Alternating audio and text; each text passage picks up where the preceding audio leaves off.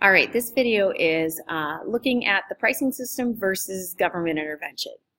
So far in Chapter 6, we've been talking about putting supply and demand together and figuring out what the price should be by using equilibrium.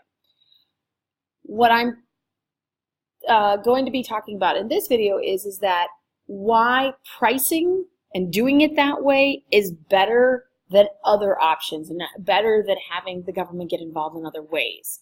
So first thing I want to talk about is why pricing is better. So what's advantages of the pricing system? Why do we do that?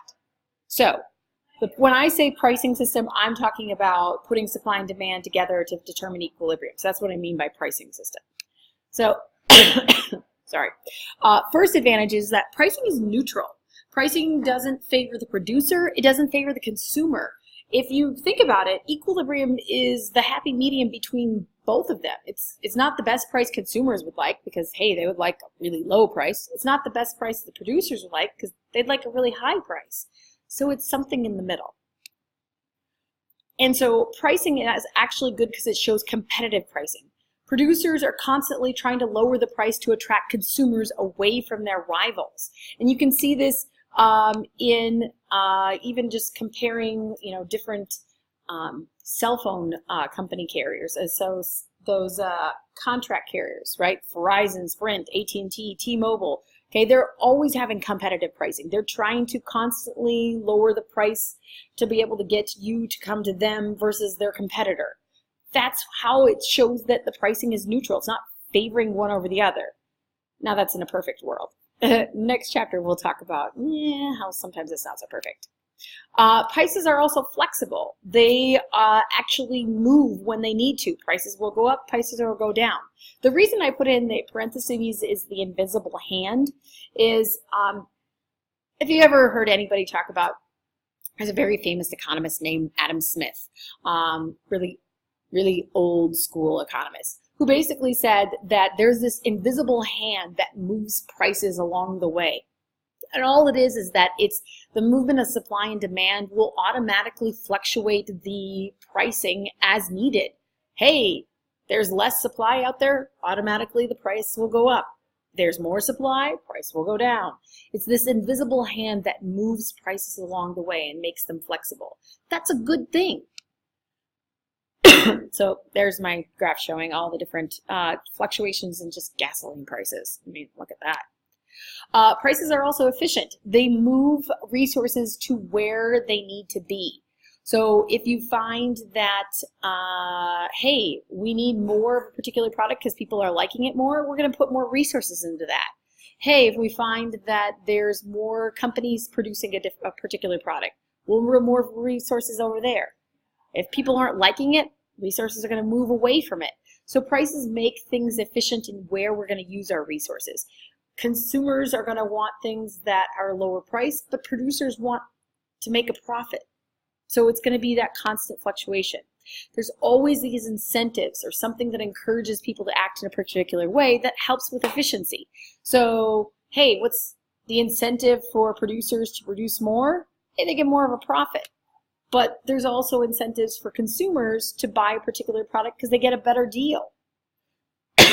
So prices are going to help with efficiency.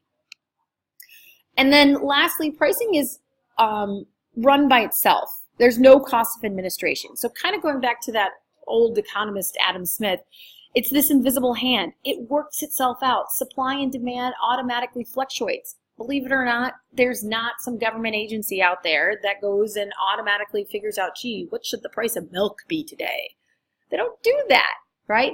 It automatically works itself out. So it just works, okay? So this is all the reasons why we use pricing for the most part, okay, for most things. So we just let supply and demand figure it out and it all works out. However, sometimes that's not the best method, okay? Because sometimes we have problems that makes pricing kind of hard to use. So one government intervention that I'm talking about in this video is rationing. The last two videos that you'll look at is talking about other methods the government gets involved. But one way the government gets involved is through rationing. So you'll notice that I said rationing is a system of distributing products by an agency using a set criteria other than price. Okay, what does that mean? What we're talking about here is that what if, for example, we don't have enough of a particular item to get everybody what they want? So the government may intervene in providing rationing. So what they will do is that they will go and decide who gets what. So that's the agencies, the government's doing that, and they're going to distribute the products, so who gets what, by a criteria, using a criteria other than price, meaning that, hey, I'm going to decide who gets what based off from maybe occupation. Maybe I decide who gets what based off from, where you live. Okay, it just depends on what we're rationing.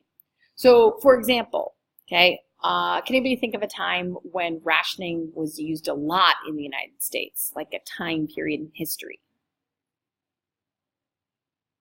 How about like during World War II? Okay, during World War II, there's a lot of things that were rationed. Why was it rationed? Well, things like, think about, there's like sugar that was rationed, and gas was rationed, and nylons were rationed. Why? Well, to give, like, the soldiers more stuff, right? So they had like posters like this. It says, do with less so they'll have enough. And it says, rationing gives you your fair share. And has the lovely little soldier there that has his coffee cup, right? Because they also ration coffee. And they also made this argument. It says, rationing means a fair share for us all. So notice the top picture. It shows this, supposed rich woman that's walking off with all these cans of whatever it is. Because she can afford to go and buy it, and that poor woman over there gets nothing. Whereas with rationing, look, they each get one. How perfect. Don't you love propaganda? But the idea at the time was that they wanted to go and ration to try and preserve those items, so the coffee and the sugar and the gasoline and whatever, for the war effort, so that soldiers had whatever it is that they needed, right? So everybody got a little bit.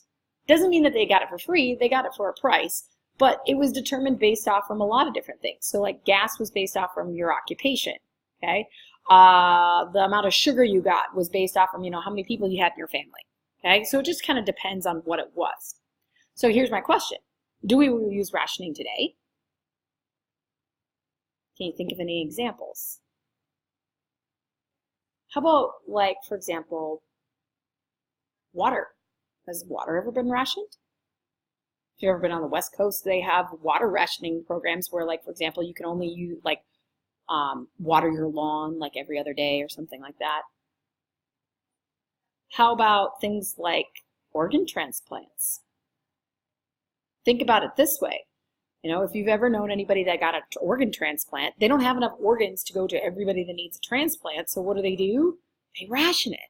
They sit down and figure out, and when I say they, I'm talking about the United Network for Organ Sharing. Okay? They will sit down and figure out, okay, what's the list? Who goes first? Who goes second? Who goes third? It's rationing, right? Or sometimes, like, for example, vaccines, sometimes flu vaccines. Again, they don't have enough to go around for everybody, so they got to decide and prioritize who goes first, who goes second, who goes third. So rationing is one way to try and get everybody something, but there's problems with it because, hey, it's complicated. Not everybody's going to get a quote-unquote fair share, and it's messy, and it's hard to figure out.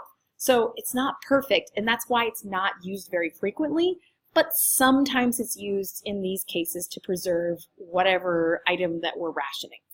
All right, that's it for now. Let me know if you have any questions. Thanks for watching.